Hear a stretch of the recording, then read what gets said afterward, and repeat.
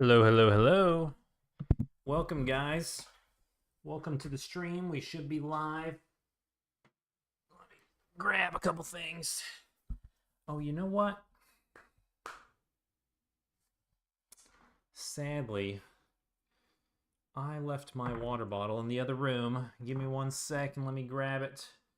And then we'll be ready to go, guys. Glad everyone is tuning in right from the start. Appreciate you guys showing up for the stream. Welcome, welcome. Give me 1 sec. I will be right back. Let me just I'll just drop the intro video again for you guys.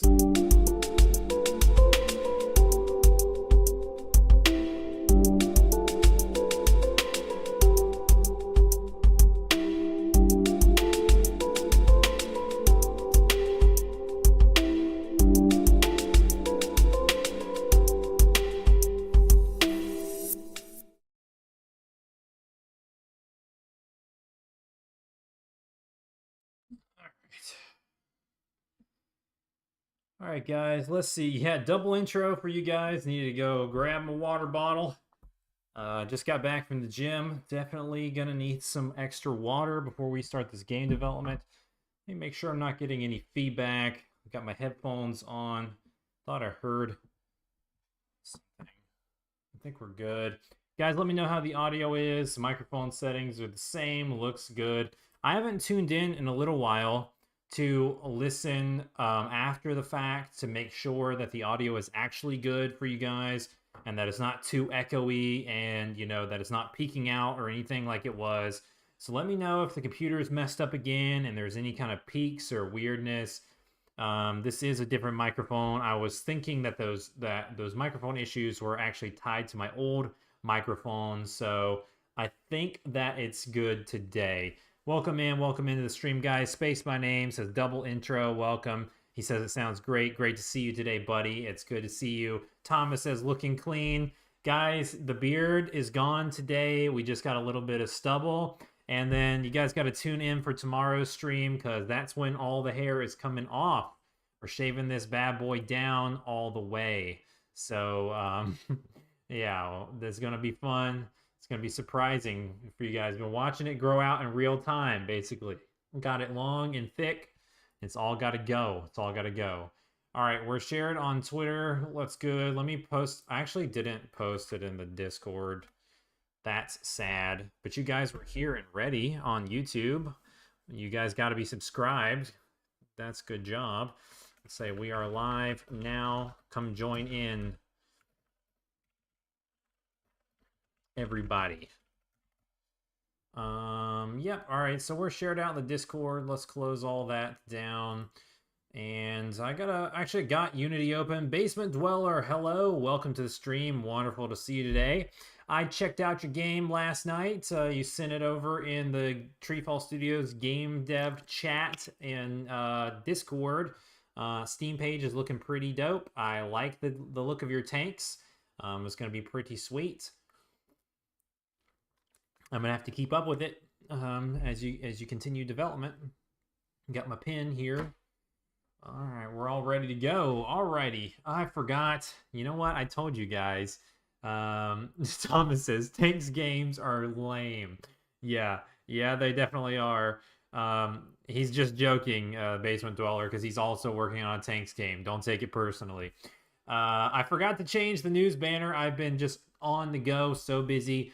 I worked until midnight last night on Maze, just working like crazy. I got everything ready. I'm on schedule, guys. This is going to be a little bit of a spoiler surprise for you all, my game development friends who are tuning in to these live streams. This is all in stuff that's going to be announced soon on our YouTube channel and stuff, but I have got my target date. Yesterday, we were talking about release dates. I shared in the TreeFall Studios Discord last night a GameSpot article showing all of the major release dates. And so you could take a look at it if you're a game developer, and you can go and see what you need to dodge and when to plan out your release dates. So I wrote down here, I'm going to turn it around so you don't see it. Actually, oh man, that's even spoilers. I wrote on the back of my pad. Can't show you guys. But I wrote on my notepad my plan, and I planned out, looking at the calendar, my release date schedule for every game that we're going to release for the rest of the year. So we already have our deadline set, and we've done this so many times for so many years that I know exactly what day the game has to be done with development, what day it has to go into Sony testing, how long it's going to take after that, what is our marketing run up, and when the release date of the game is. And I've done that for 4 titles that's going to release one per month starting in September, October, November, and December. So you guys are going to be able to see live on live stream if TreeFall Studios has the dev capacity and super speed in order to bring all of these titles to fruition. So I got all that done last night around midnight, got it all set up for Sony, so we're ready to go for Maze Rising Trials for a release next month. Although, if you're following along with the live streams, we still got a lot to go. But I'm going to surprise you guys, really shock you with how much we're going to get done in a very short amount of time. So let's go ahead and jump into the game, and let's look at where we stopped. This is just the thumbnail I showed you guys for this video. Let's go ahead and maximize this. A new maze. You guys haven't even seen this one, and it's actually pretty awesome to me. It's very simple, but it was pretty hard to build and design, as it's got all these layers. But actually, it's not just a simple maze where you climb to the top. All of these mazes are actually separated in different things, and there's going to be a puzzle here in the middle of this maze that you have to solve in order to get all of these maze pieces, individual mazes, to line up basically and come to the level so you can actually complete it. So I just threw that in there just to show you guys. We're not actually working on that today, but if we go back to our hub world, we can put it in here. So you guys can see. I want to just give you a quick update. So that's actually going to be here, I think. It's going to be this one. So let's go ahead and throw this in here. And I guess we'll go 0.01. It can be a little bigger. 3 is going to be too big. Wah, wah, wah, wah, wah. Is 2 also too big? Might be 1.5.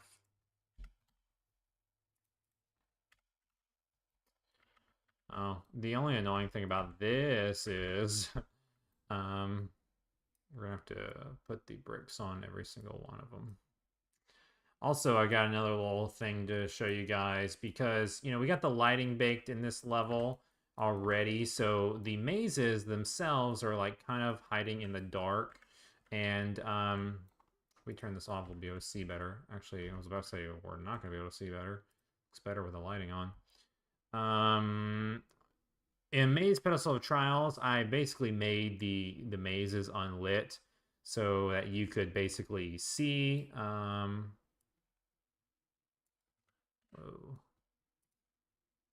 Yeah, this one is what I want.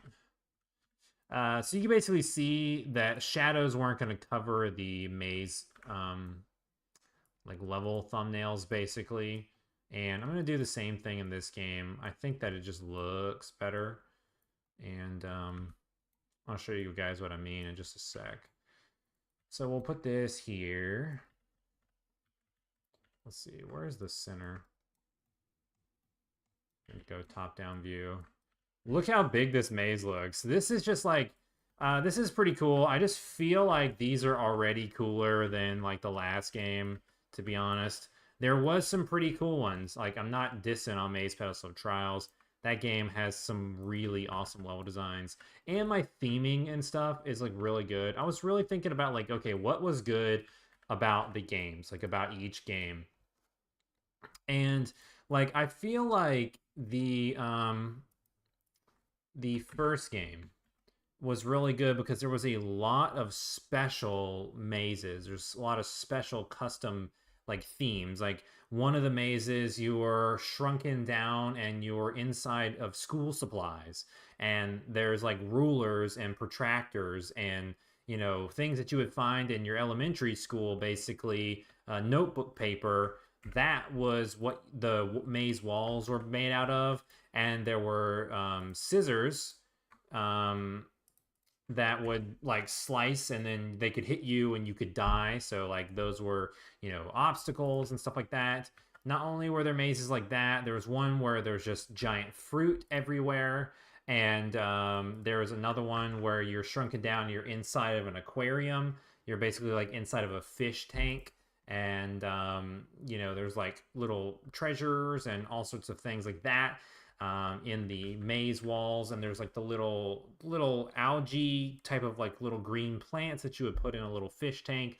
Those are kind of like the walls in the maze.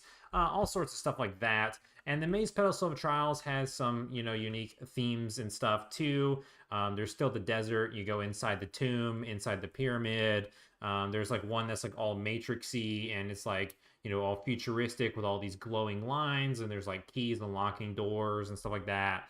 There's like a metal themed world in both Maze 1 and Maze 2. So there's a lot of stuff like that. So these are basically the first few mazes that I've built are the standard maze theme. This is like the new theme set for this game. Very similar color tones, but they're, you know, they're different textures than the original like standard set of mazes. But this is basically it. We're going to be done making the standard themed mazes for this game, and we're going to be moving on to like special themed mazes for the rest of the levels. Well, there's one more. The one that we're making today is going to be the final like standard theme that uses this brick texture, and then the rest of them are going to be like custom with, you know, new models and all that kind of stuff. So I just wanted to go ahead and put them all into the hub world. And let's see, that one looks fine because it's in the sun. And then we're going to go look at all the thumbnails basically so you guys can look at them and see them. And then we're going to start the new level. So yeah, here's level 1, you know, the one we played on a bunch in the very beginning. You can see it's basically like a straight tower all the way up with like inverted maze pieces all the way. That's to introduce you to, you first learn about the jump pad at the very end of that. And then over here is going to be a small maze in a different theme. That's not the one we're going to make. We're actually going to make the one that goes downstairs. And then here is the third level. I forgot to take the colliders off so you guys can't really see it. And this is like the floating islands maze, and there's going to be puzzles you have to solve and levers you have to pull in certain orders in order to make all of these platforms or islands rise up. And you can see that is pretty awesome looking from the spinning feature. And here's the level we finished yesterday, guys. This is the Ascension Tower. It is so crazy. You can't even see the maze from here. But I guess if you jump up, you know what? We're going to take a look at it. We're going to run all the way around, guys, and we're going to look at it from up here just because I think it's going to look cool looking at how big of a level that is, because we really, really, really had to scale it down because that level is so big. It's so big. So yeah, but I love the uniqueness of the mazes already, because in the old maze games, if you guys have played, like I just started mentioning a bunch, there are a bunch of unique mazes and really cool things. And there's also like themed mazes from TreeFall games. There's like a Pitter Pot themed level, there's a letter themed level, and all that stuff. There's a Journey of a Special Average Balloon themed level. All sorts of crazy stuff for our TreeFall fans. Maze is like really one of our big capstone franchises. But I think overall that now the regular themed maze sets, like the ones that look like this, are just cooler than the ones from the original games. Like, even though these are all sharing the same texture set and the same theme, and they'll share the same music, they just are doing so much more with the level design than the older games. So yeah, it's going to be really cool. You actually can't get over there right now, so we're going to just stare at it from here. But you can just look at it and just be like, whoa, that is a giant, crazy looking level. The Ascension Tower, that's what I'm codenaming that. So yeah, just want to give you guys a quick look. And then, so we're going to be working on the level in the hub that goes down in here. The one that goes here, and it's actually going to be technically in the list, even though it feels like it's harder to get to. It's not going to be as hard of a maze as the Ascension Tower is. It's not going to be as big. It's going to be around this level, but a little bit easier, but it's going to also be a little bit more dense. It's not going to have like all these little individual mazes. It's going to be a single square, but it is still going to be a tower, and it's going to have four pillars holding up the levels as you rise. A little bit different. It's similar. It's a similar maze design to the first level here, but instead of just having them like floating like this, and you know this is like the reason that this level is designed like this is because you're supposed to still be in the mindset of Maze Pedestal of Trials in the old games where you would take elevators to things. And if you saw a floating maze, you know, that's why there's an elevator right here in the very beginning. And, you know, you walk around the maze and it's pretty easy to solve your way up. And then you walk up the ramps just like you would in Maze Pedestal of Trials or the original Maze game. And then it's not until the very end of this level in which you learn what is this little thing, and then you launch through the super jump pad and it takes you up through the sky, and then you land at the top of the maze, and then you realize, whoa, these mazes are going to be a whole lot different than the original game. So it's going to be a similar design to this maze, but we're going to be making a big square structure that has multiple pillars with some inside rooms, and you have to determine how to get to each of the sides of the maze and try to figure out which pillar is going to allow you to ascend to the next floor, because this is actually going to have to do with some climbing and not as many jump pads. So that's what we're going to be working on in just a second once we pull up Blender. Let me catch a couple of your guys' comments. I see a bunch of them coming off over here in the corner. Yeah, Thomas says the Basement Dwellers game looks super cool. And yeah, Spaceman Aim says he likes the bunch of islands. I saw that one. Thomas says aquarium would be sweet. And this is dope. I love the small versions of the levels. Yeah, this is how the Maze franchise has been since the very first game. Even on Wii U, we had actual spinning 3D mini versions of the levels on that game. And it's even better on the PlayStation and Steam versions. And Maze Pedestal of Trials also has this where you can see the spinning versions of the level as you rise up to the level entrances. And there's also, we're going to redo the art, but we're going to use the same type of UI that we did in Maze Pedestal of Trials. When you walk up to the entrance of the level, it will warp out and tell you, did you beat the level? And shows you a 3D UI version of the actual level itself on top of you seeing it here. That way you can see the whole level top down before you enter it. So I do like it a lot. I think it's really, really cool. Yeah, I think it makes our hub worlds, especially when we design the hub worlds like this in Maze, to be like a whole level in itself, and we're hiding levels all over the hub world. And then when you go around the corner and you find a cool one just sitting there and you're like, whoa, look at that. It gets you excited to jump into the level. So I really like it. Yeah, Space by Name agrees with Thomas. And the Basement Dweller says great theming makes a game memorable. So yeah, I totally agree. All right, guys, let's open up Blender, and we're going to be going from the start here, actually. This level has only been designed on paper, and I haven't started it in the modeling engine just yet.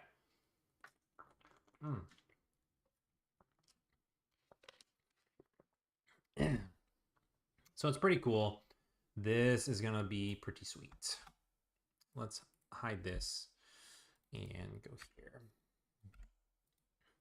Because I need to make sure I get the scales right. This one is too small. We want to go double this size. This is also the same scale.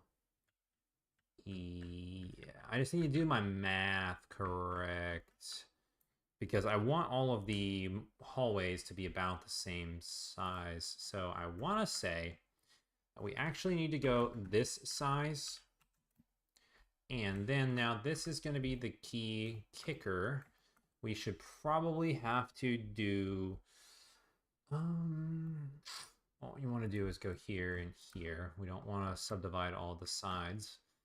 And then I want to say, guys, that we need 20. Now, let's find out if my math is correct.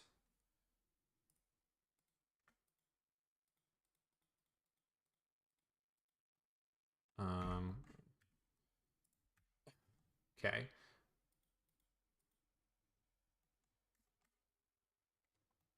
Where is the center?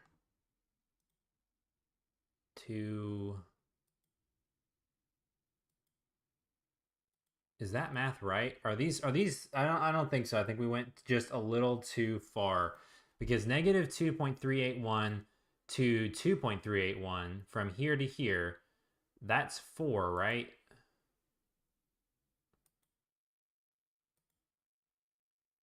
Two This would be 2.381. Hmm. Let me just do this. Calculator. 7.1429 minus 2381. 2.381. Oh yeah, we're just a little bit too far. I was gonna say something's off. I mean, obviously we're not on the grid, but I guess it should be 18. Hold on. How many times did I click, guys? That's crazy. Let's go here. Let's go ahead and apply the scale first. And then let's do this. Let's try 18. And let's see if we got a good one here or not. I thought I clicked on that. Is this the same? Is that the same length or what? What's happening?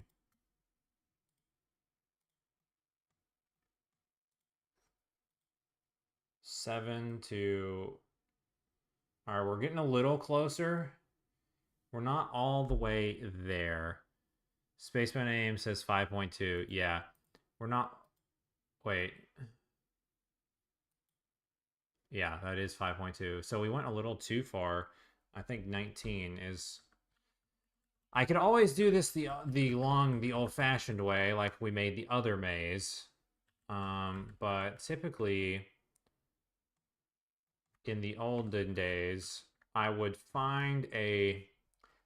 do a certain scale for a certain set of mazes, then do another scale, and then do a certain set of subdivides, and have them about the same. They weren't always exactly the same. I mean, you can't really tell in the game when it's that little, but I want the hallways to feel like some hallways feel a little bit more narrow because they are more narrow in the older game. I wanted to have all of these like set up between 5 on the grid, but no, I don't know if we can actually... This looks like we're on the grid here. Yep, there it is. That's exactly 5. Yep, so we don't have to do this by hand. We're set. This is the scale we want because this is double the size of the original level. We want it to have a little bit more walls, have more walls planned out. And then we also have to go... Let me just double check my math. 1, 2, 3, 4, 5, 6, 7, 8, 9, 10. So yeah, we're 10 on each side. 1, 2, 3, 4, 5, 6, 7, 8, 9, 10. So if we do 4...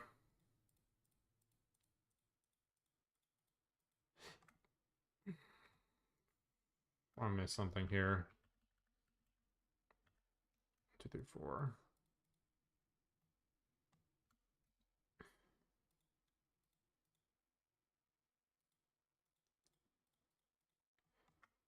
Whoopsies. Again. All right, so we do 4 and 4 and 4 and 4. I think that this should be enough. Yeah. To get the design that I need.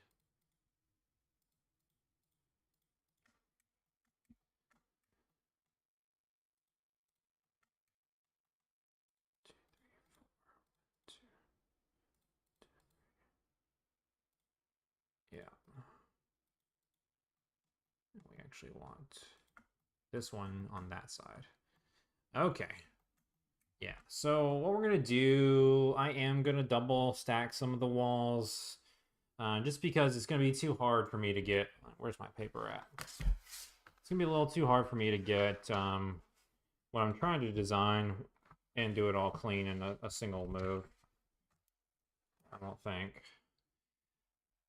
Possibly, but these towers are going to be a little bit separate, so we're going to do 10, 10, 10. Ah! What did I do there? How did I switch modes? 10. Okay. No, no, no, no, no. Yeah, we can do this. That's fine. I'll just do it this way. First, before we go any farther, we are in the correct folder. And we're just going to follow Isaac 4. Let's save, guys. Control S, everyone. So these are actually going to be closed. So that's what we're doing here. And actually, not all of them are going to even have... We're going to have the insides for them, but also we're going to have outside parts to them as well. They're going to be inside on the first floor and then outside on the second floor. But yeah, this is just faster now. We'll just close these up like this. Cool. Is it gonna work? Boom, boom, boom. We'll see if it does this right. It does. All right, there we go. All right, our inside hallway. Good, good. And we gotta do this over here too.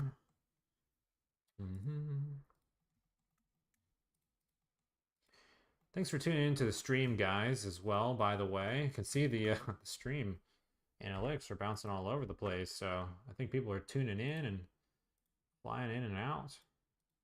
Thank you guys for joining in. Oh, another thing about game development, guys, I was going to mention. Did I wrap that right? Are we going up the right way? Boom! Man, is Blender smart or what? Smart cookie. You guys, we were talking about release schedules, and I was mentioning earlier, I've got all the Sony stuff going in. You know, I got everything going in the back end correct, so I can try to meet all my deadlines, and we're going to see live. You know, we're going to see if we're going to meet the deadlines. I was telling you guys yesterday that we were going to be attempting to, you know, do the announcement trailer soon on the channel and stuff. And that's actually part of the to-dos, like this week. Like by the end of the week, I need to have a actual teaser trailer that is going to announce this game. And in order to do a multi-launch on everything that we need to launch on the same day, the Steam page has got to go up this week as well. So that's something to keep an eye out for. After I get off stream today, that's one of the things I'm going to be working on. Because Maze is a series that does decent on Steam, so we will put this on Steam for our audience, because I know we have some members that enjoy playing Maze games, our Maze games on Steam and stuff. Even though we don't sell that much on there, I think I'll bite the bullet, guys, and pay the $100. It really hurts my soul to pay $100 every time we put a game on Steam and then basically make no money. All right, there we go. That's good. Good there. All right, so let's do the floor maze first before we go up top and start floor number 2. I was gonna, like, originally I was planning on just going ahead and doing floor number 2 first, and that's because I thought it would be easier. But now I'm kind of thinking and then filling out the mazes on each floor. But I don't really think that that's good because it'll be kind of hard to see with the roof in the way if we're modeling, I guess.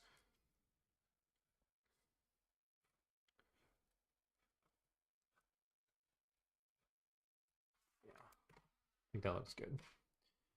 All right.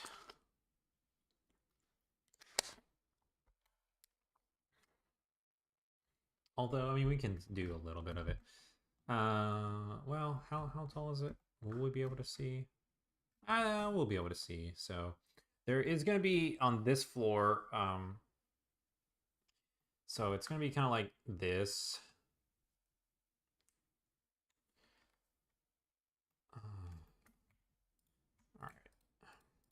Let me show you guys what I'm.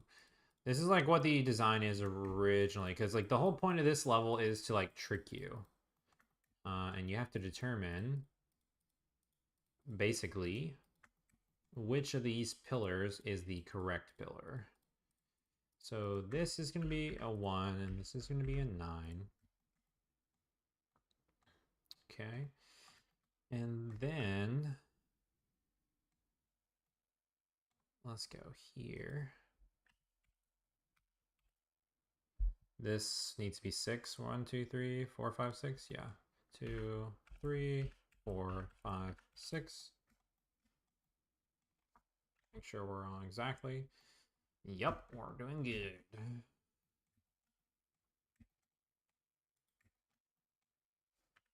1, 2, 3, 4, 5. This is at the wall, right? So that's 1, 2, 3, 4, 5, 6, 7, 8, 9. Is that right? 1, 2, 3, 4, 5, 6, 7, 8, 9. Oh yeah, yeah, okay, because we're not all the way on the edge. Perfect. That's good. And then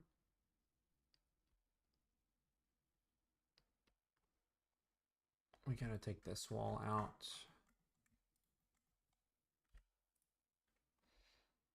This is gonna be a little bit, before we do all the walls and stuff, it's gonna be a little complicated at first on this design, guys. Because there's gonna be a lot of little moving parts on this one. And when we go to texture this in like an hour, there's gonna be a lot of checking in the little corners, because like some of these, for instance, like one of these is gonna have a jump pad that just shoots all the way up to the top, basically. And then some of these are not gonna have that. Some of these are gonna have like dead ends. Some of them are gonna have like platforms, basically, on the inside. Some of them are gonna have, like this one, we're gonna have an inside, outside, inside thing kind of going on. And yeah.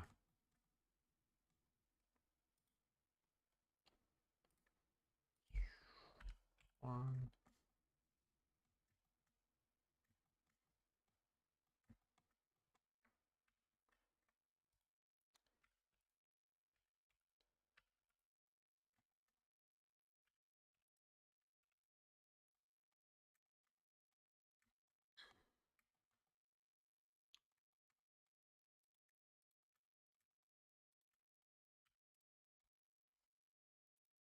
But this is fun.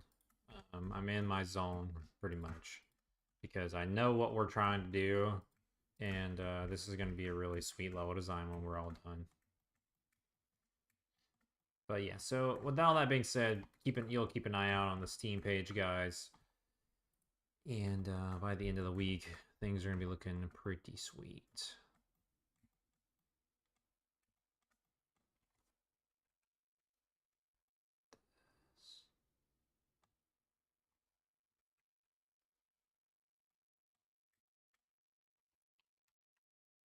Okay. I was about to say, getting a little confused here. 1,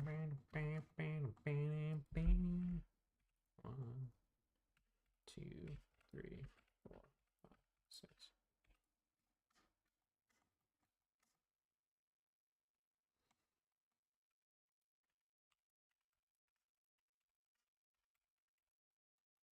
Oops. There we go.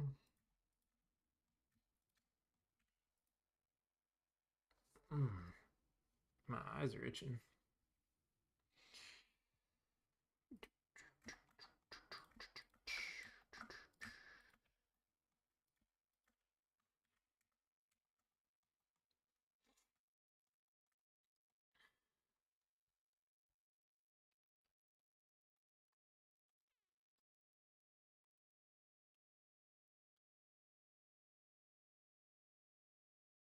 I'm thinking I know it looks like I just took a very long and interesting pause. I'm trying to think of like how I wanted to wrap up the ceilings on this first column, or if I'm even gonna do that. I believe that I'm going to. What was the original plan, anyways?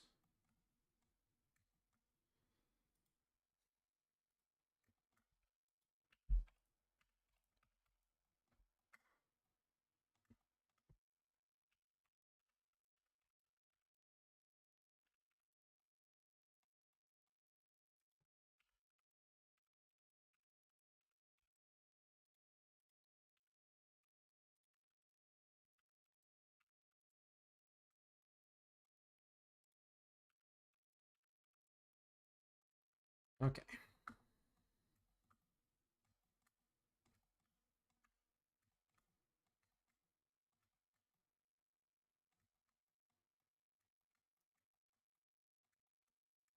This path can jump over to this path. This path can jump over to that path. That path can jump over to that path.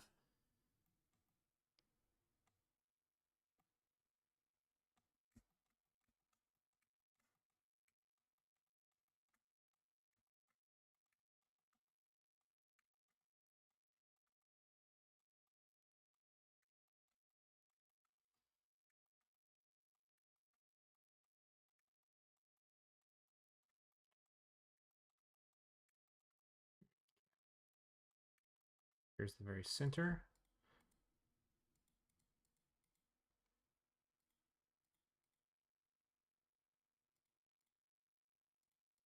There we go. Actually,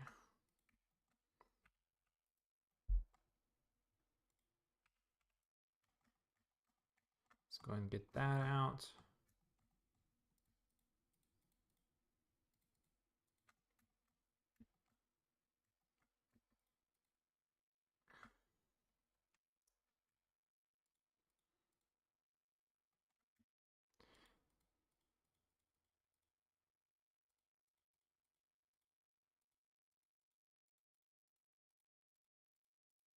This is an interesting maze as well, because the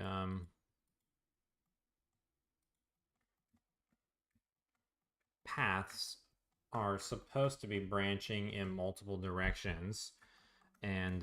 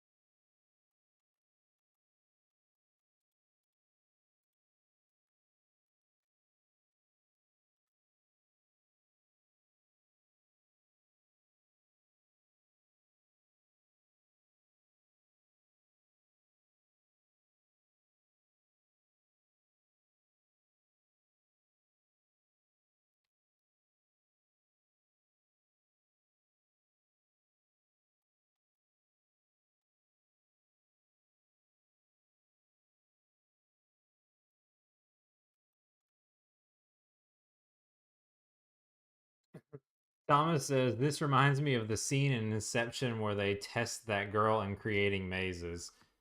Yeah, I forgot that scene, to be honest. I've seen that movie a couple times, like a long time ago when it first came out, and then I watched it like one other time after that, but yeah, pretty much I'm calculating all of the making sure that this design is good.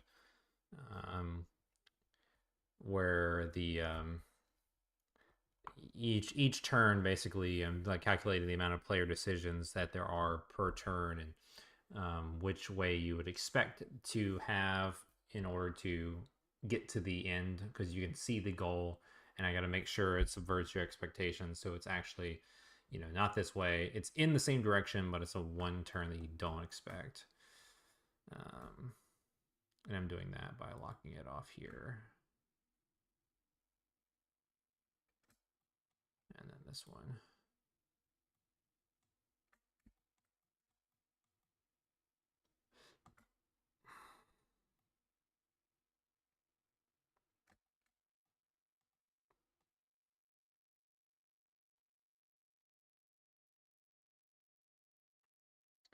It's actually gonna be that way and then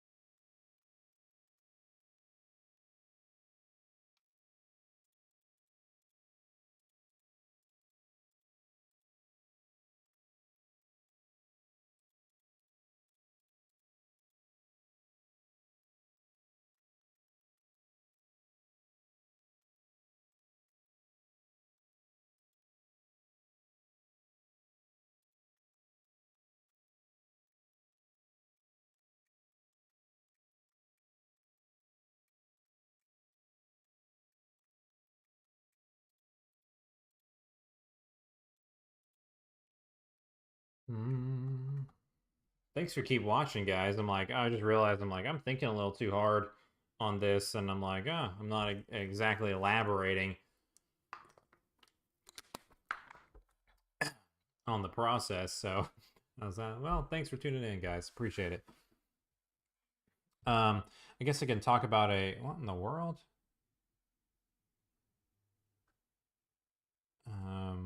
Think my chat's having trouble, am I?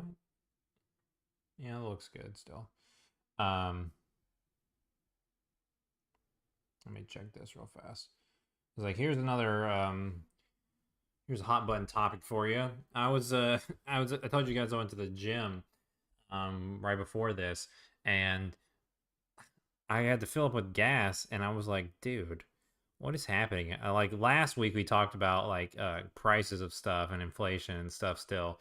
And then I'm like, bro, from like one week to the next where I live, the gas went up over 20 cents and I'm like, "Oh my god. It's like already back at like just under $4." And I'm like, "Okay, here we go." Oh, that's pleasant. So, let me know if you guys have noticed a shift in prices where you are as well. I'm pretty much can't do this unless I do this. Uh-huh. Yeah, let's go like that. Whoa, Space My Name says it's been anywhere from 360 to 425 this past month. Yikes. Yeah, mine was like 370 today, which to me is like, oh, geez, just back to unheard of. It was 350 a week ago. And before that, it was like close to like the bottom of the $3. It's never really broken back under $3, but it was, maybe like the 320s, you know. It hasn't broken back under $3 in like years, but yeah. Thomas says driving 9 hours on Friday, so that'll be a good chunk of change in gas. Holy moly. Oh man, you taking a trip on Friday over for the weekend, I guess? Sounds like fun. 9 hours away. That is a lot of gas, though. Hopefully you got a good, reliable car. All right, so this one, I want this to be a non-jump in one, because this is also jump in. And then, yeah, I want to do it like this. Because you need to go this way.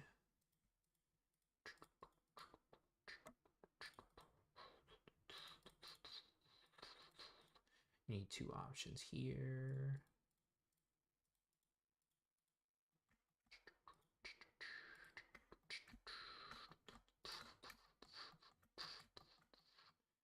All right, guys, we're good. Level 1 is done.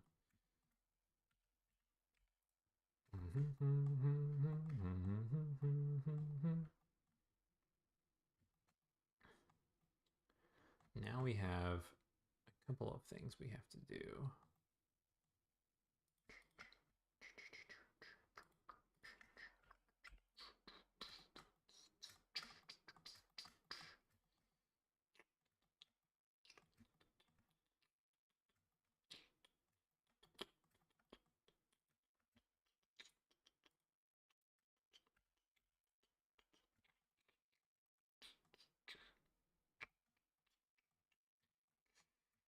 And I think what we want to do, guys, is let's go ahead and get some of these indoor double-faced walls if we can. I know I said that I didn't care. Ah, bro. Is there not a wall there? There has to be. There it is. Yeah.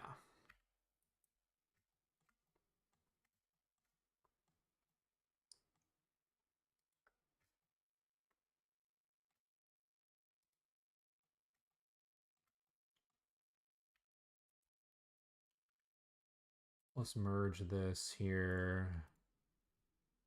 13 vertices. Good grief.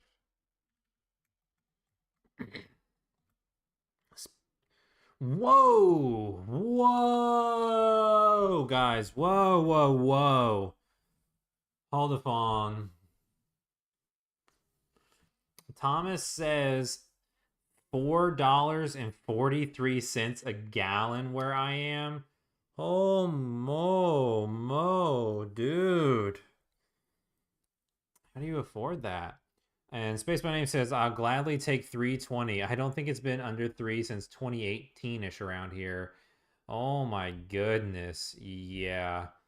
Yeah, I mean, since like it hasn't been like under 3 basically since I don't know, 2020 maybe here.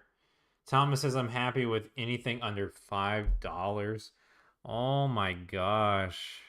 Yeah, I think I mean you're in an expensive area, I guess, but oh my god. Oh, that's crazy, guys. That's crazy. Space My Name says I stopped taking trips to California since gas went over $6 to $7 out there. Yeah. Good googly moogly. I mean that's been like that in California for a while, I feel like. Um before it was. I mean, they had high gas prices out there before it was cool everywhere else to have high gas prices. Mhm.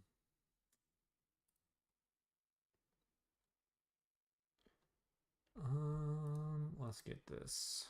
So no merging there. Are we connected? We are. All right. I don't know how we did that. That one must have already merged. I wonder if we merged those 13 vertices. I wonder. Let's go find that double wall. I wonder if that like merged these walls and then all we have to do is just take these walls out and like they're still connected now. Yeah, that's what that did. So if we merge it again, that's going to do nothing. Yeah. So we just need to take out a couple double walls. So that side's done. And this side just needs to be done. Got it. Yeah, it should be empty, but we should have a full wall in here. Yeah. All right. Where's our front view? This is how we're looking at the level, though. This is how I wanted the level to look. Okay, so yeah, I haven't taken a trip. I only went to California one time in my life, and I'm not sure that I would ever go back, to be honest. Well, maybe to like Northern California to do like a national park trip, but I don't think I'd ever go back to the city in California again.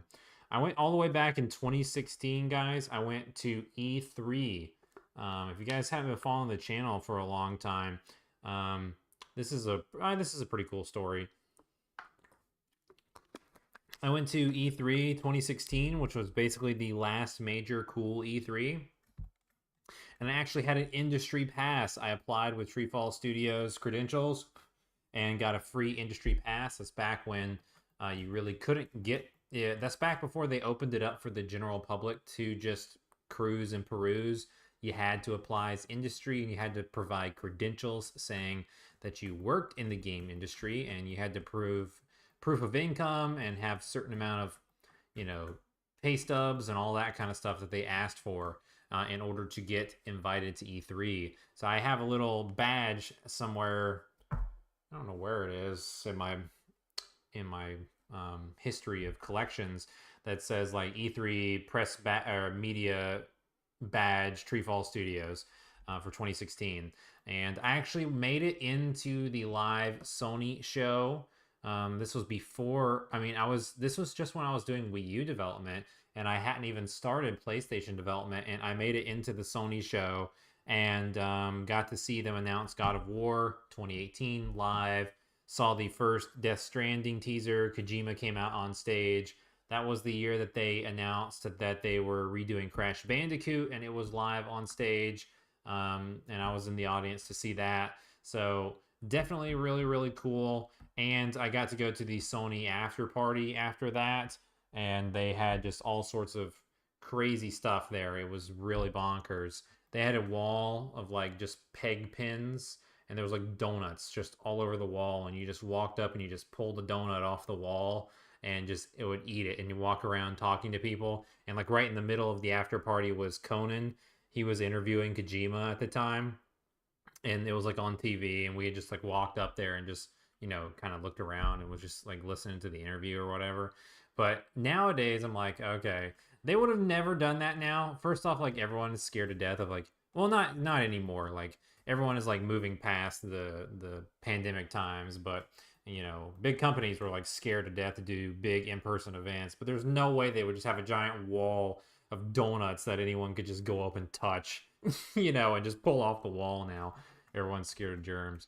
So it was definitely an interesting experience. It was pretty awesome. The after party was like pretty long, and there was all sorts of people there. Like all the press people were there. Like all the major like we saw like, you know, just random people walking around, um, and it was pretty cool. That was like the biggest highlight. Besides that, like the show floor was like you know, kind of lame. Not lame, but you know, we got to play like Monster Hunter early, I think, like one of the Monster Hunter games that were coming out. But besides that, it wasn't really um, too fancy or anything. Did I do this wrong? -1. So yeah, it's kind of sad.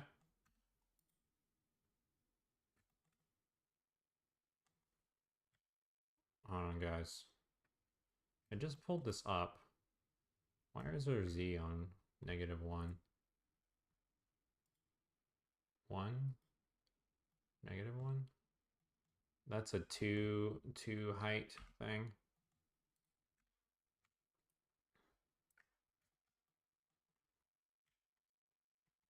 Yeah, that does not look right. This is the flat. Yeah. Is -1 flat on the grid?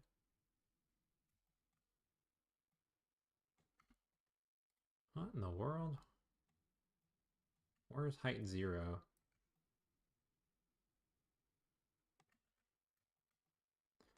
So that's 1 to 11. Yeah, like I want this on 0, sorry. We need to be able to do this math easier.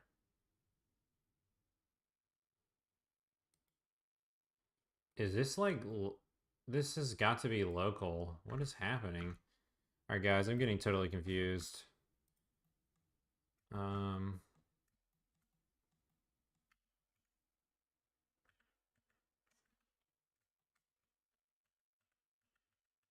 Like, hold on. When you go back here, this is 0, world space. When you go back here, thank you. No wonder. I need to have the global values. Yeah, did you see that? I was like, okay, what? We just totally moved it a couple of times, and I was like, this doesn't make any sense. All right, I wanted to be on 0 so I could know the heights. So this is 2, this should be 12. Okay. Technically, I actually kind of want this to be 0. I want the bottom of the floor to be 0. So let's go down twice. Because I want this to be 10, 20. And this is 40. So this should be 41, this should be 50. Okay. Now what I need to do is we need to go up.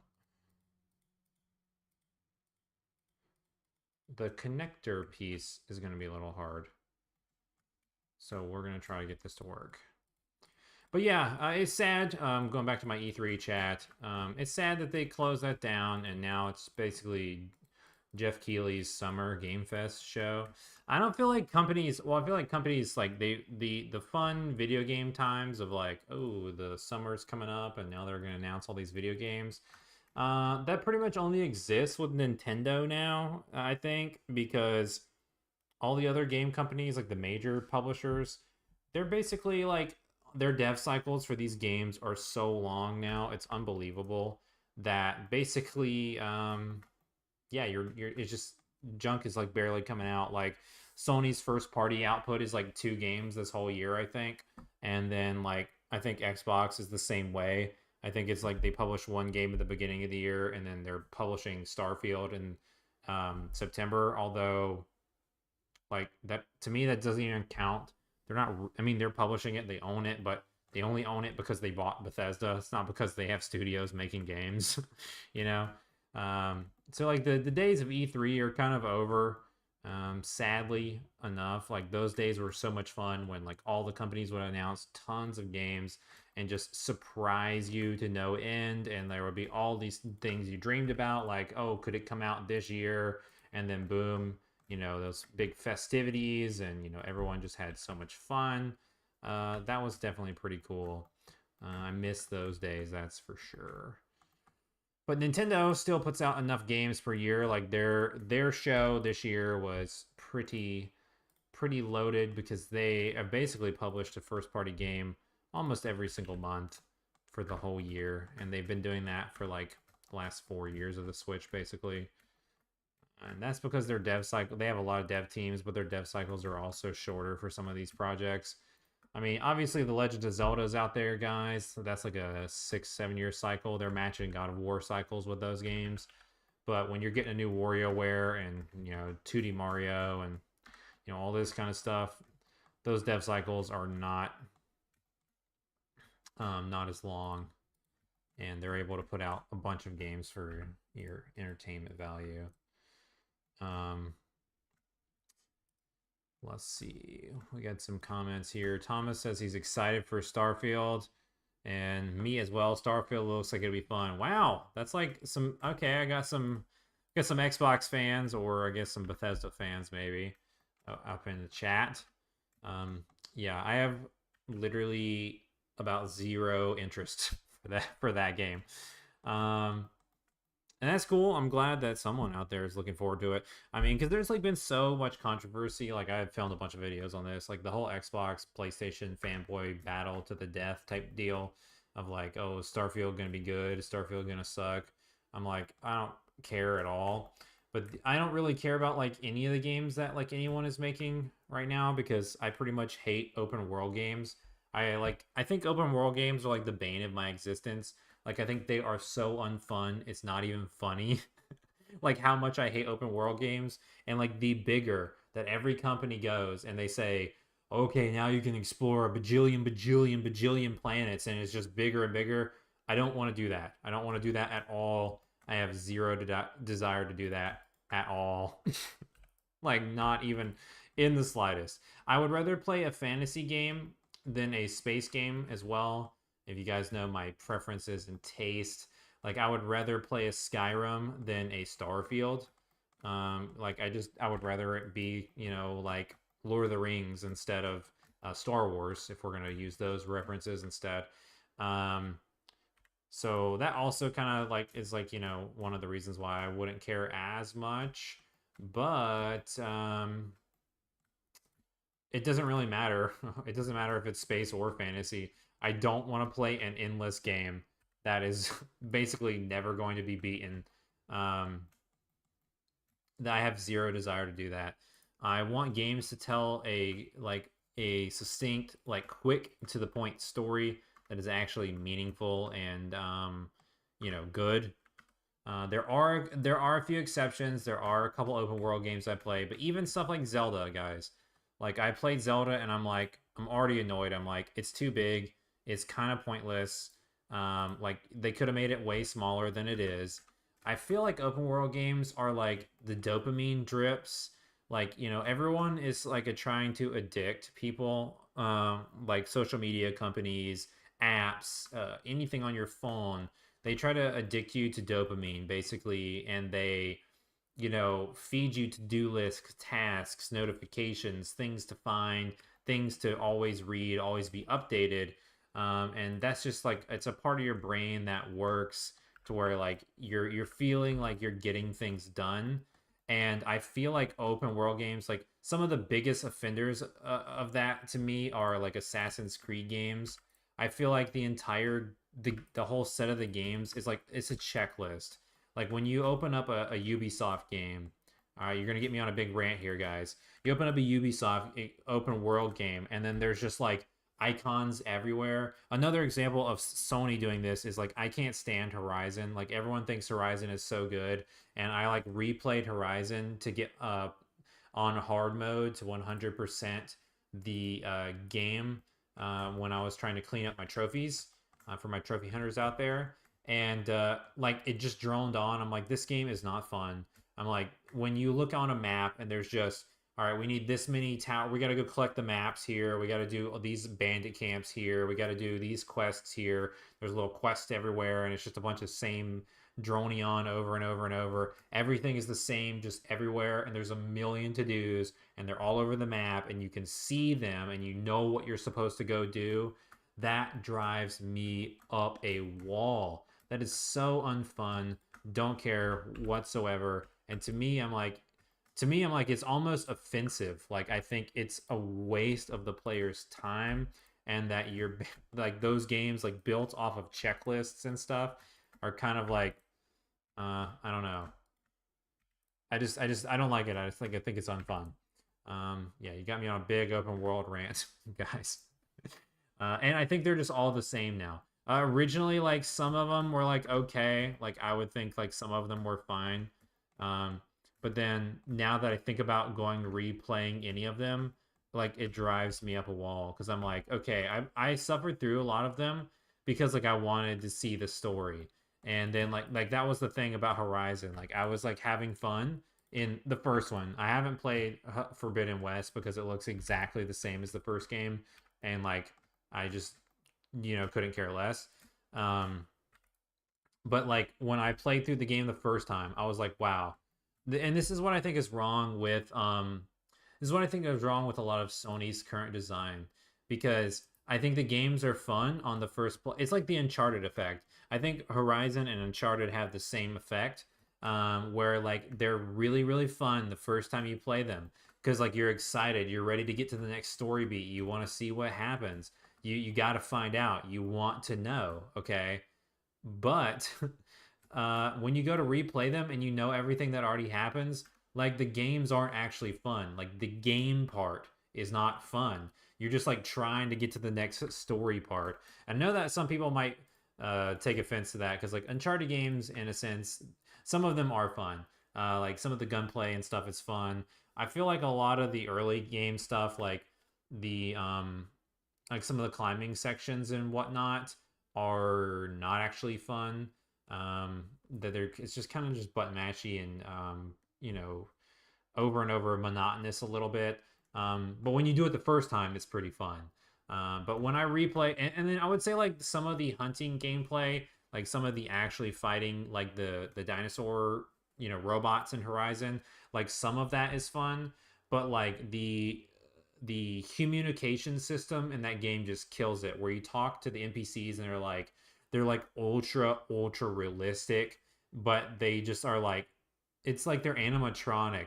It's like they're super high rendered and they look so good and they break that uncanny valley, but they're like also soulless, and they look like every one of them, even your friends, they look like they could just stare through your soul and murder you.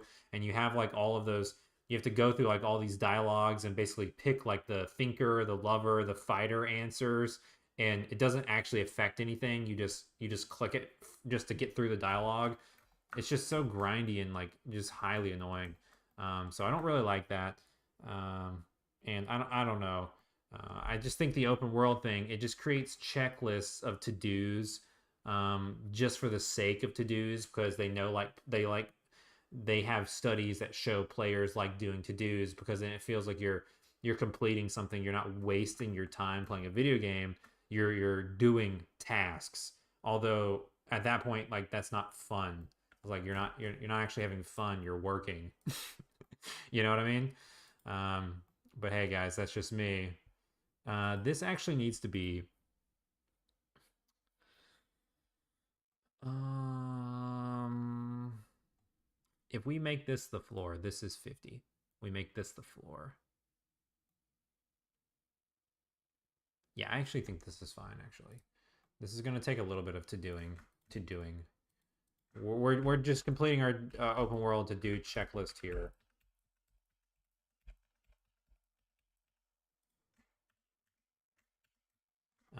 Let me know in the comments. Let me go here. Yeah, Thomas says, yeah, man, it's all about the attention economy. Space by Name says, I wasn't a fan of Breath of the Wild. I enjoyed more linear dungeons of previous Zelda games. Thomas says, Wind Waker was peak Zelda. Oh, you guys are speaking my language now, boys. Absolutely. Wind Waker is my favorite Zelda game. It's so hard to choose, though, because I'm like Twilight Princess, Wind Waker are basically tied. I really love the themes, the mood, the atmosphere in Twilight Princess. I also think that Twilight Princess is the best art style that Zelda has ever had. I do love the cartoon Link and stuff, but that version of Zelda and that version of Link is what I think of when I think of Link. I think it's the best one. I also love Wolf Link and all the dungeons in that. I love the realistic vibe and feeling of the Zelda. So yeah, Twilight Princess up there for me. But Wind Waker is literally so good. It's so hard to fight Wind Waker because just the characters are unbelievable. The characters, the dialogue, the exploration. Like, okay, here's a perfect example of the open world thing. Like, some people might consider, they might consider exploring the islands open world, but there is a very distinct size to the world. It's not too big. There is extraneous stuff to explore, but there's not, you know, there's not too much. It's not like overwhelming. You can go and do 100%. You don't have to like waste your life away getting 1,200 Korok seeds that are absolutely meaningless and it's just a checklist. Like that is what, you know, Breath of the Wild and Tears of the Kingdom are like. Useless checklists, monotonous tasks over and over and over. A lot of them are pretty cool puzzles. Like it's fun finding some of them. But once you've found 100, there is no need to have more than 100 of those in the game. There's no need to have 10 times that amount in the game, literally. Um, so, yeah, that's just how I feel about the new Zelda games. And the dungeons were much better designed. There were linear dungeons. You had to solve the puzzles. You had to be able to figure out how to solve the puzzles. So much better. So much better. Back in the day, it was a lot better. Zelda was much better. If we're going to go on tier lists, I actually have a video on my channel. My tier lists are basically it's Wind Waker, then Twilight Princess, then Ocarina of Time, then Skyward Sword. And then after that, I place like the handheld games like Hourglass and Spirit Tracks down the list, and you know a couple of the other spin-offs like that. And then after that, it's like Tears of the Kingdom, then Breath of the Wild. So yeah, that'll show you guys what I think about that. I played Tears of the Kingdom for a little while. Like I've put like about 100 hours in it. Like I was really enjoying it because the gameplay was pretty awesome this time around. I think it's better than Breath of the Wild. I think the shrines and puzzles are better than Breath of the Wild. But at the same time, I also dislike it a lot. Still, like it's not nearly my favorite or anything like that. And yeah. I basically fell off of it and just haven't played it. And like, it's like a chore for me to pick it back up and be like, I need to go finish this. After I did a couple of the temples and realized like, wow, these temples are not really temples. They said that there was going to be temples. Like this is not like the water temple in Ocarina of Time or Twilight Princess. I'm like, this is something else. These aren't. I don't even know how you would consider them temples, basically. Yeah. Oh, here we go. Space My Name says another Twilight Princess fan. Finally. Yeah, I mean, I'm telling you, some people, I don't know why people hate on Twilight Princess. I literally think it's like the best Zelda game, like just statistically speaking. It's so good. Great dungeons, unbelievable character development. Yeah, just surprising at all turns. Enough change of the gameplay. Yeah. And my favorite art style, 100% by far. Thomas says, it was such a shock to go straight from Wind Waker to Twilight Princess, bright and colorful to such a dark game. Yeah, and that's like one of the things like I like about Zelda Team, because like they were always in the past able to go from one to another and completely change the theme of the game, change the art style, the gimmick. Because, you know, every Zelda game has a major gimmick. Like Twilight Princess is the wolf. You know, Ocarina of Time is changing time with the ocarina. Wind Waker is the boat. And, you know, they give you the conductor's staff in that one too, but really it's the boat and the exploration and that. So there's always something different. Skyward Sword is being able to fly. Skyloft, you know, diving down. Everything's broken between the two. When you get to the Breath of the Wild and stuff, the changes. There's a lot of changes between Tears of the Kingdom and Breath of the Wild for sure, 100%. But 1, 2, 3, 4, 1, 2, 3, 4, 1, 2, 3, 4. Yeah, I don't know. I just don't think it's exactly the same. It's like the direct sequel comparison. It's interesting because it's like, you know, Ocarina of Time and Majora's Mask. That was a direct sequel that came right out after, same link, same world, all that, but like a different world. He goes to a different area. And then like you still use the ocarina, but then it's about the masks and like the gameplay gimmick is all completely different. I feel like the Ultra Hand and the Reversal and all the new abilities, like those are the new gimmicks basically for this game, but I don't feel like it feels as distinct and different from the previous game as like Majora's Mask to Ocarina or anything like that does. So kind of interesting. Um, yeah. Let's do the towers again first, I guess. We're gonna go up 2 floors.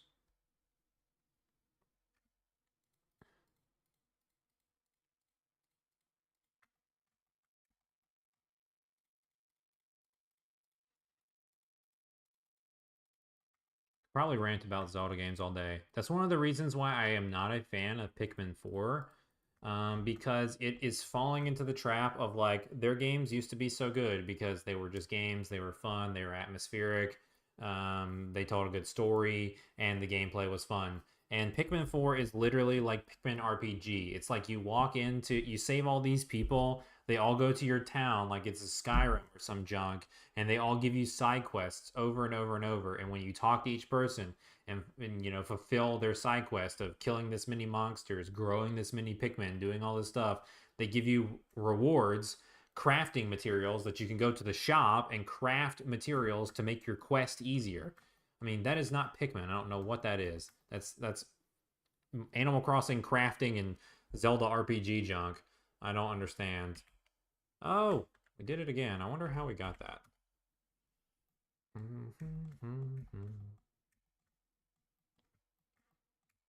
All right, 1, 2,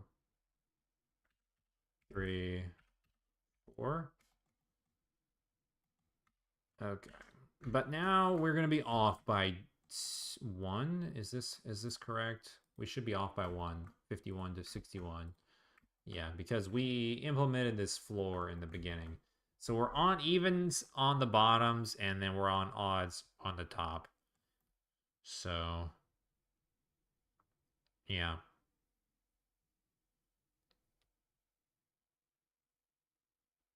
we'll see.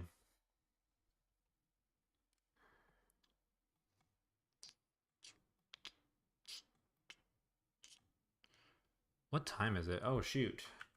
I'm like not even paying attention. I'm gonna start doing the seaming here, guys. We're gonna go ahead and start seaming up some of these walls on the first floor, and we're gonna do a quick texture wipe around it, because designing the rest of the level, there's quite a bit left on the design, and it's going to take a little bit.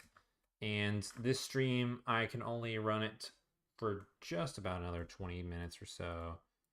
Um, yeah. So we're gonna try to run through and grab the textures on here instead.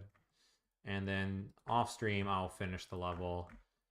And that'll be good, I think, because that way you guys aren't spoiled completely, you know. Although I thought about it because I'm like, well, you know, first off, everybody who watches the live stream, they might not play the game. But I'm assuming everybody who's going to tune in and you'll watch all these, you know, might pick up the game, you know, try it out for themselves when it comes out. Um, but really, even though you see the level being made, it's not the same as when you're thrown in because obviously you guys don't know where you're starting. I mean, it's kind of obvious here. You start in the middle and you have to work your way out on this maze.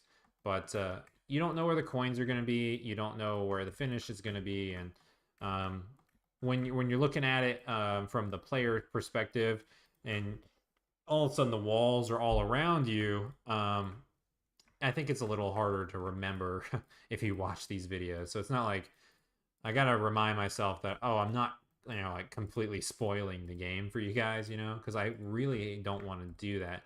It's like why, like in the past, I was like on the fence about doing game development content like this because I'm like, oh, I just want to have so many levels be a surprise. Like I want it to actually wow and surprise the players. Like the game is supposed to be fun, it's supposed to be surprising. You're supposed to, you know, go around the corner, find a new maze, and go, whoa, that looks insane. And you want to try to figure your way out, and you're lost and you're confused, and you know, you finally figure it out, and then you have that moment of victory. So like doing it all on stream, I'm like, it kind of ruins that.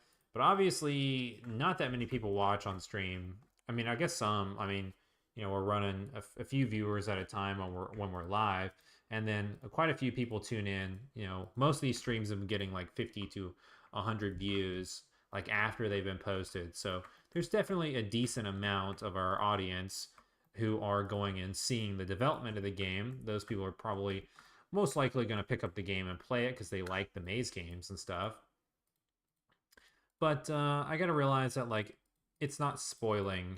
I'm not showing every single thing, and I feel like I've been doing pretty good about building like half a level on a stream and then like just showing you guys the overview of the completed level like the next day, and then starting a new one so you can see part of the process. And you don't really know how long it takes to do the whole thing, and like you don't get to see all of the stuff because I want it to be surprising and fun. And I feel like there's a couple levels, like, because usually when I do the trailers, I do like some of the really cool levels in the trailers so you can sell the game, but then I like hide some of my favorite levels like not even in the trailers, so when people play the game they're like surprised by some of the stuff that they find because they didn't realize, oh, they never saw it before. It wasn't shown off. So like I think the last like 2 or 3 mazes, like I probably will not stream them even on the live dev, because they'll just be like surprises for when everyone picks up the game and stuff. Let's see. Space My Name says, I like that each stream there's little details that we didn't get to see. I'll be picking up the game. Sweet. Yeah, I hope you have fun. Yeah, that's kind of like what I was thinking. I'm thinking, it's probably better to, give you guys like this is fun. We chat. You guys get to see the game being made. It's got some cool level design in the videos. We're just having fun. It's also informative because I talk about some of the design methods I'm using, and we talk about some of the technicality aspects of like how we're putting this together in Unity and how we're putting it together in Blender and stuff like that. So it's informative for game developers, but I also want to make sure like that everybody watching, especially depending on whether you're a game developer or just a fan, that you're not going to be spoiled completely on the game and stuff. So I think it's pretty cool for fans to see behind the scenes stuff like this, to see like, look at how much work it took to get this to work and to make these levels from scratch and all that. But don't want to give away the whole game because I want people to be surprised and have fun, and not just know where everything is, I guess, because that kind of spoils the fun of the game. And when you're thrown into a giant maze and you have to figure your way out of the labyrinth, man, that's feels intimidating, but it's definitely fun when you get it right. So I think that's going to continue to be the structure. And I think for the beginning of Pitterpot, like I was talking about it, when we were first starting this series, trying to really gain our footing of our live time, when we're going to be live every day, how much we're going to be working on, what kind of stuff we're going to be working on every day. For first, like we would just pick up exactly where we left off on Pitterpot. And then I think that we're going to continue to do that when we go back to Pitterpot. Because in order to hit our release schedule, guys, of what we need to get the money we need to keep staying in business, this game's got to come out like next month. I really wanted it out in August, but I've increased the scope of the game, and I would basically have to rush out the rest of the development in about a week if I wanted to get it out this month. And I don't really want to do that. Like, Maze is such a huge franchise for us. That we care about it and our fans care about it, and it's usually a pretty big seller and stuff, and I don't want to rush out like a half-baked game type of deal, even though we're like cutting it close to some of our income deadlines. It's getting like a little nerve-wracking, but I want the game to be good, and I think that if we really work hard on getting the game really done really nice and have some really awesome levels and make sure there's no bugs, and we fix up some of the complaints that people had from the previous game and that kind of thing. Do a couple quality of life features that we can probably implement. I think overall pushing it out a month is we should make our money back. The only thing that would suck is if we push it out a month and then we make the same amount of money that we did on the original game, or less, then we would be in trouble, obviously. But to hit our schedules, basically, this game is the new stream game, because I got to work on this off stream and on stream. But once we get this game out, as long as everything goes according to our projections, and as long as our projections of what we see typically with these games, if we can make around the same money that we did with the last game, we won't have to worry about the stream game. I will be able to work the Pitter Pot, which the Pitter Pot is going to be like a 24 release. That'll be like aiming for like a Q1 of 24, something like that. It's probably like a March game from us. Even that would be with how many other small projects that we want to work on. Even that would be like lucky, basically, I would say. But we should be able to basically go to working just on that on stream.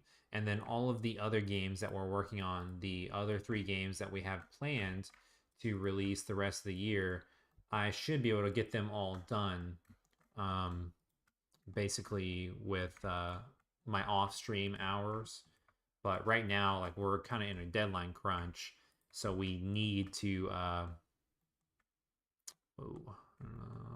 don't need that one. We need to get our extra 2 hours in. We basically can't give up 2 hours of the workday each day. We talked about this before. If we do that, then that's 10 hours a week we're giving up on development for this game, which is on a strict, tight deadline. And like I said, yesterday, guys, I worked all day. I spent some time, was technically working, but I wasn't working on my game. I spent a little time on a video call yesterday, about 2 hours, and then we streamed, and then I went out to pick up dinner for me and my wife. She wasn't feeling well, so we did not cook yesterday, and I just got some food out. But besides that, from like 8 in the morning until midnight, besides those like few breaks, a 2-hour break in the morning and the 1-hour break for dinner, I worked all day long. All day long. PlayStation stuff, the game, all sorts of stuff to get this ready. Basically just on this. It was a long day. And I'm going to basically be doing that for like the next 2 weeks. It's going to be some body rocking junk. Because eventually, if you pull a bunch of 12 hours, like I've done that in the past, where I've done like every day is a 12-hour to 14-hour dev day. Like I did that for the original Maze, like when we were trying to launch on Wii U and stuff. Eventually, you start to get your burnout a little bit. Your body gets a little tired. It's kind of hard to sit that long. It's dangerous for you as well. But I do have a standing desk now, so like when I'm off stream, like last night, I worked for like 4 hours where I stood the whole time, and I wasn't wearing shoes. I was just like on socks, and we have like hardwood floors. And then like when I walked to the kitchen to get a drink, I was like, oh my gosh, my feet hurt so bad from just standing and working for so long. So yeah, but I think if I go out all steam engine, fast and furious type dev work, that we can get this done, and then we can get reacclimate our schedule back to a normal schedule, and then be doing some just fun dev streaming, and then all the projects off stream will be secret to you guys. And the TreeFall Studios Developers Conference this year is going to be an earlier one. Usually it's like October or November or something like that. I think we did it like early November one year, the Pitter Pot or the Tilting Tiles year. And we've done it early in October. We've done it in September once, somewhat, but I think that this year it's going to be like even earlier. It's going to be like next month sometime, in order to like give enough marketing time to all these games that we haven't announced that we want to get out this year. I mean, some of them have been announced.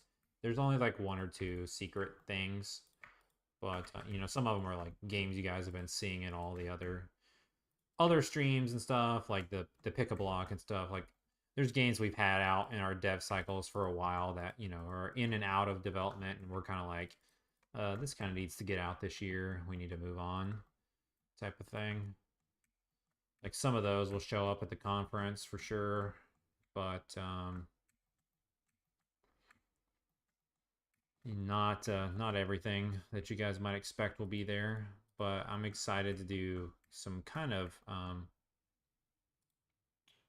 not super secret surprises, but do a couple cool reveals, and I want to have it early enough so we can have some lead time and be able to market all of these games like healthily enough, because I felt like, okay, indie game marketing cycles, like this is a whole nother, you know, can of worms. Like you can read all these books and you can listen to these Twitter gurus and all this stuff. But I'm like, if you just don't have the size, like if your company just doesn't have the size in order to be able to pull in, you know, the viewers, basically, if you can't pull in like the people on YouTube yourself, and you don't have the marketing clout and size to like get reviewers to play your games, then, you know, long drawn out marketing cycles, you know, like people saying, oh, you need your game wish listed on Steam for, you know, a year or whatever before it comes out. I'm like, I don't really just buy that. Like, I actually don't think it works. Like, if you don't have the size, like, it doesn't work. Like, I mean, sure, it works if you've built up tons of followers over the years and your game is like been on Steam and available to wish list for like over a year, and you've been making YouTube videos on it for a year. Um, I mean, I saw like in my own experience, like when we were making videos longer for longer periods, like it did help in terms of sales. Like the Orb 2 stuff, like we made that game in like about a year. Like that was like a year long project almost. I don't think it was a full year, but it was like maybe a 10, 11 month type of cycle. And like we made like six, I think if you look at our channel, I was telling Thomas this the other day, I think it has like 16 devlogs, and they were like weekly to bi-weekly. So even 16 weeks, that's like, what is that, 4 months? Um, because they weren't every single week. At minimum, that was like doing advertisements, basically devlogs of live deving for like 4 to 5 months probably, and that really helped out our game for sure. Like we saw some decent sales there. um but that's like not even like, that was like just of like the marketing cycle, basically, you know, around a 6 months cycle, because we had been working on Orb 2 like for a little while before it was announced, and then we didn't start the devlogs and stuff until like the game had the announcement trailer. I'm not sure, you guys can check the channel. There is, because it's all still up, there is like one, there's like an announcement trailer for Perplexing Orb 2. I have no idea what day that was, and then devlogs didn't start till after that. And I think that announcement trailer might have been like somewhere, if I was guessing, it had been somewhere like in April or May, maybe June, maybe all the way to June. I don't remember. And because we had worked on the game for about 2 months or something like that before we announced it, and then the game did not come out until November. Like that was a November release, our big November release. Um, as far as lead time, I would say like if you have the audience, a month to 2 months is fine. For indies, that would be my guess. Like I, well, like, because I feel like we have the audience now, the audience size of like fans that actually like and buy our games and stuff, and that like when we announce something, like most of the time our fans are like ready to play it, like they're ready for it right then, and it's fresh on their minds and stuff.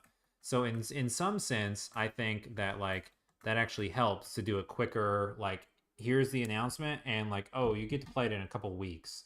But that only helps if you, that only works if you've got like enough fans that are like gonna buy it for sure, and like they want to play it, and they're like excited about the franchise, or, you know, the continued story or whatever.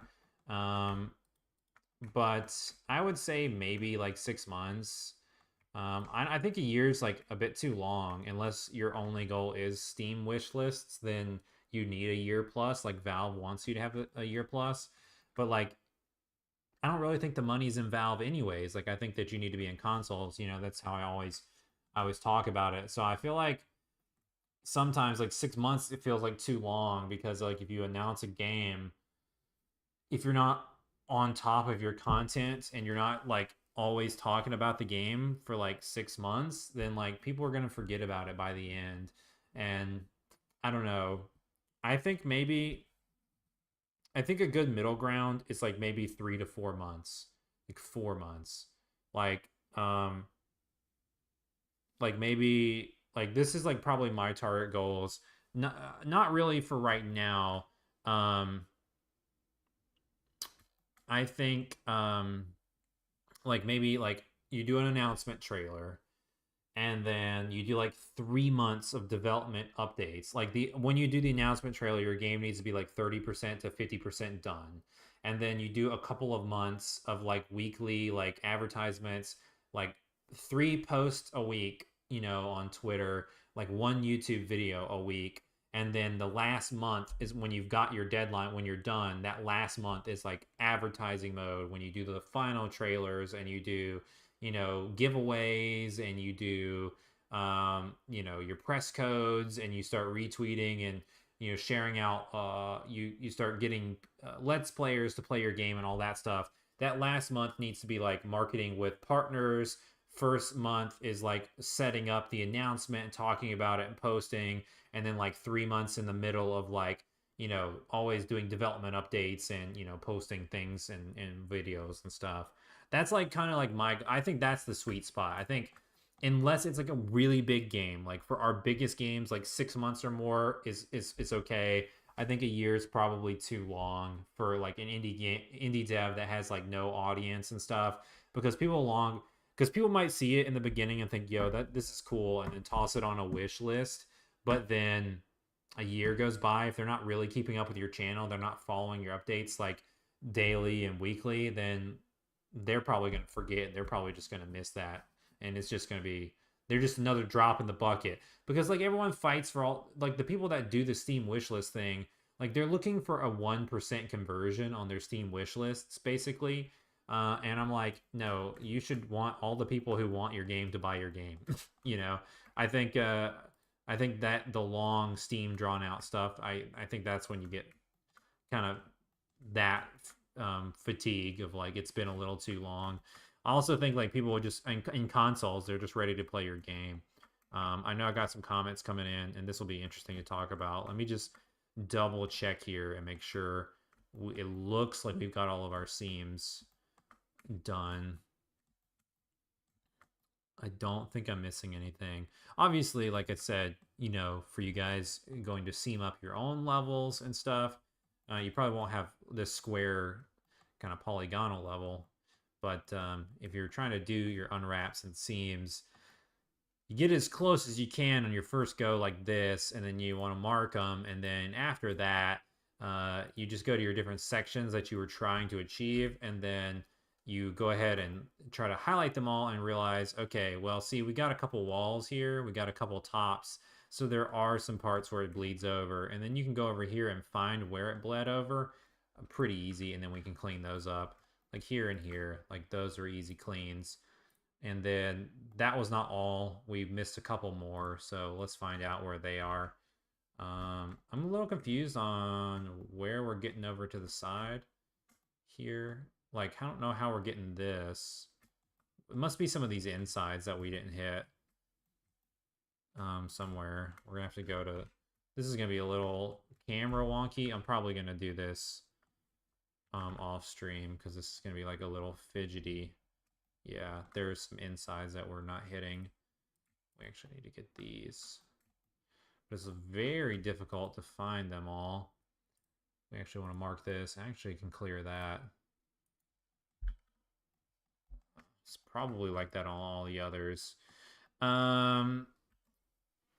Yeah, so let's read these comments so you guys we can get a little bit more on our marketing talk. Thomas says, I recently heard Jonas Tyroller says he makes way more money on Steam than on consoles by a large amount. I thought that was really interesting. Yeah, I think so too. I remember he said that too.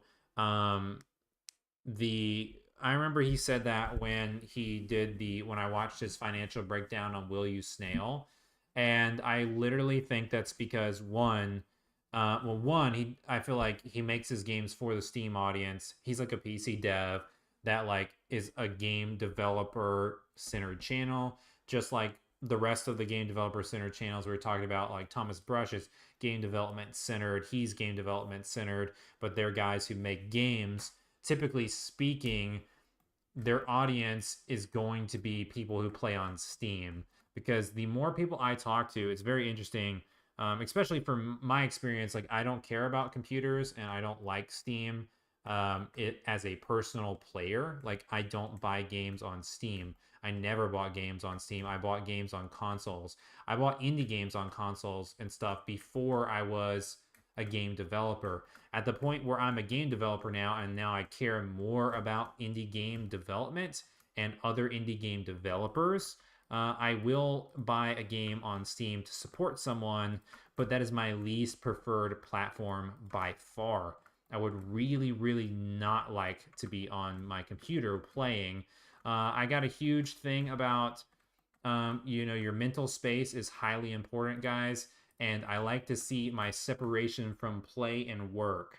It's the same reason why I'm in this room. This is my office. It's separated. I don't have my desk in my bedroom.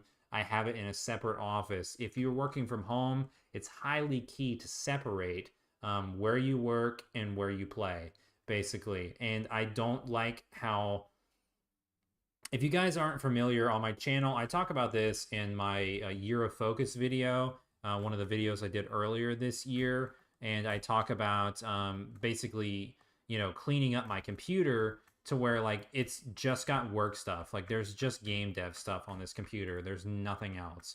Like I don't use it for anything else. Like I don't play games on it. I don't watch TV on it. I don't watch Netflix or anything. We don't have Netflix, but for an example, like we watch that stuff. We watch TV on the TV in the living room. We play games on the TV in the living room. I don't play it on my computer. So I prefer to not be on Steam. However, with that being said, a lot of game developers, which are the people who are following these channels, the more people I talk to, they typically enjoy playing games on Steam. Most of the people that I have found that have gone into indie game development or gone into AAA development prefer to just play all their games on their massive, PC build with their 3080s or whatever, and they want it to max all the stats. And those are the people who play Steam, and those are the people that are following channels like Jonas Tyroller. And I think that he gets a big conversion from that. And I think that his audience is so big that gets his games on Steam right at day one, that he goes new and trending. And then as long as you go new and trending, you're going to make money. You're going to make a ton of money on Steam. Okay, guys. So I really feel like that's part of the deal. And I also feel like people like that don't really know how to design their games for consoles. And they don't really understand how to market to the console market. And they spend a lot of time just farming wish list and talking about Steam and like funneling people into their Steam release. So they kind of neglect their consoles. Most of the time, those devs don't even do the console work themselves or understand the back end or the development process for consoles. And it's usually handled by porting studios, and they just get their check, a portion of whatever their sales are. And then that's another reason why it bothers them. So I got a bunch of thoughts on that, but I got to wrap this stream up pretty soon. Let me get through some of these comments. We can talk about this tomorrow in more depth on the stream, guys. Space My Name says conversion 1% is insane. I thought my conversion was low at 19%. Well, I mean, that's if your conversion is going to be higher if you have a small fan base, and like most of the people who are on your wish list are people who are your fans or your friends that are definitely going to buy the game. It's going to be higher. But if you're doing like the giant wish list farms on these YouTube channels where they have like 10, 20,000 wish list or whatever, they're going to get, a 1 to 5% conversion rate on those, most likely. Space My Name says the Year of Focus video was fantastic. I set up a game dev only PC after watching. Wow, I can't believe you actually that was meaningful to you. I'm really glad. I was hoping that someone would enjoy it. It didn't get that many views. I was hoping like that one would be like one of the ones that was really, watched a bunch, because I was heartfelt about that. I was like, I'm changing my life. That's like how I felt when I scripted out that video. I was like, I'm tired of tech taking over my time, and like work is work and play is play. There's all sorts of stuff. If you guys haven't seen it, you just click on the videos tab on our channel. It's not too many videos down. It's called Year of Focus. Thomas said same way. I hate playing on PC. Give me a console any day. Yeah, for sure. Definitely, for sure. Also for me, a big thing is like I've talked about it over and over on my channel, and back there and stuff. Like I'm also a physical guy.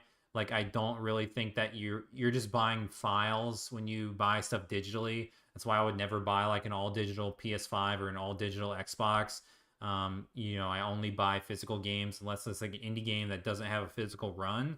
And like if you play everything on the computer, your Steam library is, just a bunch of digital files that doesn't have any value. You can't sell any of those games. You can't look at them. You can play them, sort of. Eventually, they'll leave your library when, Windows 11 is forced and all the old games on 7 and 10 are no longer playable. And if the devs are long gone and out of business, they're not going to upgrade their games. Well, then you can't really play every game in your Steam library now forever, can you? And Space by Name says, it came out during a big shift in my life, so I was very inspired. Nice, that's awesome. Well, I'm glad you enjoyed the video. That really means a lot to me. But all right, guys, I'm gonna have to run, and I'm gonna go ahead and call the stream. Let me give a shout out to my Patreon subscribers. Gonna give a personal shout out to Carmen Red, Overhyped Gamer, Shark and Minnow, and PLP. Thank you guys for what you do for TreeFall Studios on Patreon.com. I could not do what I do without you. Check out the links in the description if you want to play any of our games, if you want to join the Patreon, or if you want to join our Discord. It's all down below, and you guys can catch me here tomorrow. I will be streaming, so we can continue our conversation about marketing, Steam, and consoles tomorrow. This level, I promise, will be done. I can't really promise. It might not be done, but it'll be really close to being done. We might finish it on stream tomorrow and start the next one, or this is going to be done and we'll, already be starting brand new, fresh on a new one. But you guys will see tomorrow around 3 o'clock Eastern time. So thanks for tuning in, guys. I highly appreciate it. Today was a fun one. We did all sorts of awesome chats, and we got a good set of progress down on this level, and this one is going to be really cool. I hope you guys are looking forward to seeing more of it and more of Maze Rising Trials soon. All right, guys, I will catch you in the next video.